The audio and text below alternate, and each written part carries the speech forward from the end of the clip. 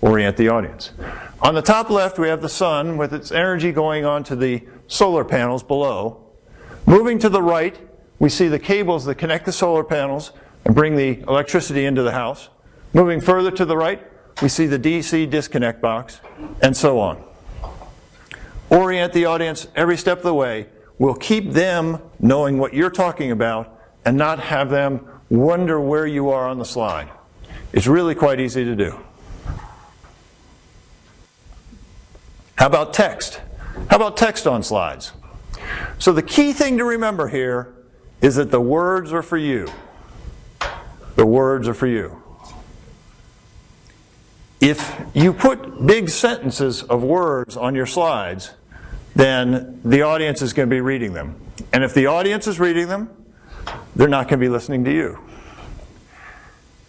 And if you have to read them, then you're going to be either facing the screen or facing your teleprompter as you read them. And you won't be engaging people with your eyes. There's a rule for this called the 4x4 rule.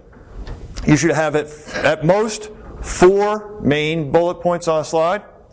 And for each bullet point, there should be at most 4 words.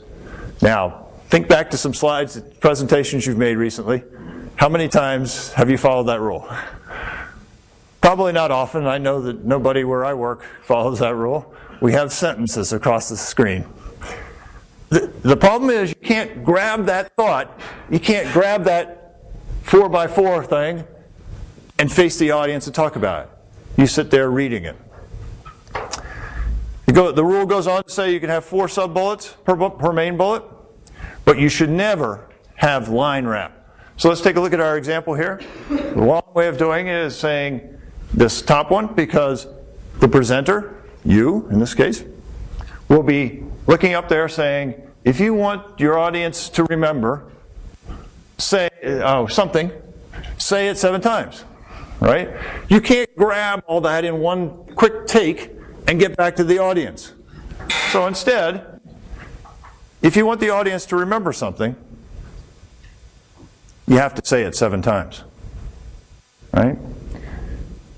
It still requires looking at the screen, but I can get right back to you and give you the full thought. Now, handouts are completely different. If you hand out your slides and they're 4x4, nobody's going to know what you're saying. So, okay, the handouts are going to have to be different. They're going to have to be much longer, much wordier, maybe some, lines and arrows and things like that. But for your presentations that you do often, these are the rules. How about quotes, where a quote ends up being a paragraph? You often see these in marketing presentations.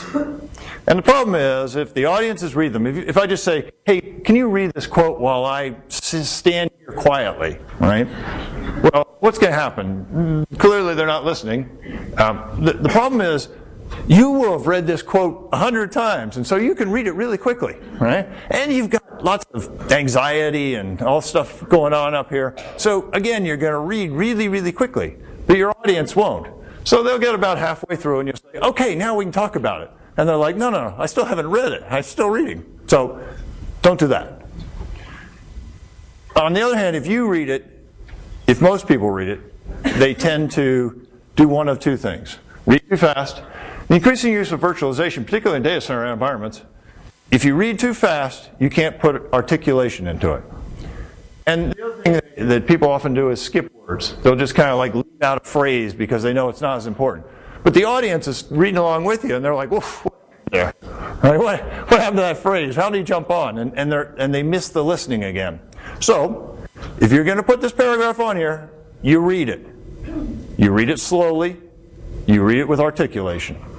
You say, the increasing use of virtualization, particularly in data center environments, will lead to new potential attack paths, and on like that.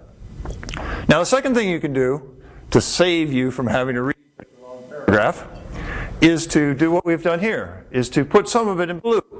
And so you can say, there's this quote from Neil MacDonald at Gartner, and the important part is in blue. To protect critical servers and data in virtualized environments, use virtual firewalls. The third thing you can do is you can just summarize the whole thing for the audience.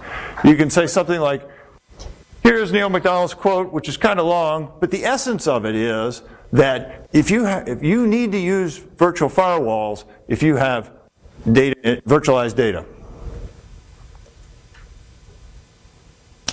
Okay, now you're doing this presentation for some reason. You want to get something out of it.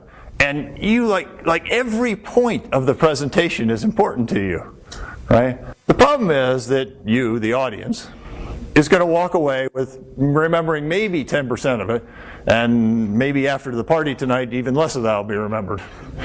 So for you, essentially, the rest of the presentation is just supporting evidence, right? So if you want the audience to remember something, you might have to say it 7 times, like eye contact, articulating, and reaching out. Finally, we need to make it professional. It's amazing how unprofessional so many presentations are. If you make your presentation, just making it professional will be such a difference. And there's really only one thing that matters. It's practicing. Practicing, practicing, practicing. And we really mean practice, practice, practice. Get in front of friends, get in front of a mirror, say it out loud. Do not think that you can say it to yourself quietly and have it have the same value as practicing it out loud. Oh, and by the way, don't forget the eye contact. Don't forget to articulate. And don't forget to reach out. So there you have it. You have the tools. Make your next presentation one that you can do with confidence.